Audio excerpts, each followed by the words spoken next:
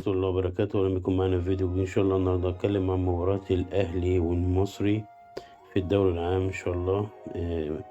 مباراة تقام إن شاء الله يوم الخميس 12/1 الساعة 7 مساء على قنوات أون تايم.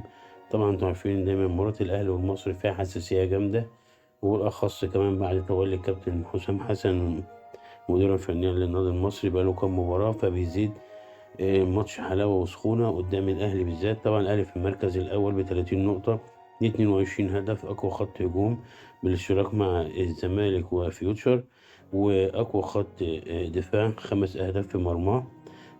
طبعا الزمالك جاي من فوز عريض ومريحه 2-1 2-0 على إنبي.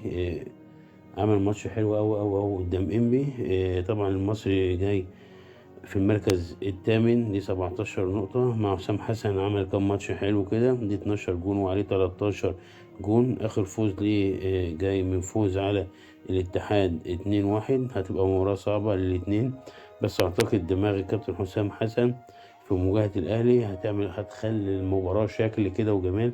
الأهلي فايق، الأهلي فايق بعد مباراة بيراميدز والاتحاد، مباراة بيراميدز وإنبي. فالأهلي بدأ يفوق، مصر بدأ نوعا ما بدأ يفوق برضو. الأهلي بعد الماتش ده عنده ماتش طبعا، الدوري هيريح شوية وهيلعب في الكاس، فعاوز يختم الدوري وهو في المركز الأول. هو كده كده حتى إلا قدر الله حصل حاجة، هو هيفضل في المركز الأول. ده كل ما لدينا في الفيديو. السلام عليكم ورحمة الله وبركاته.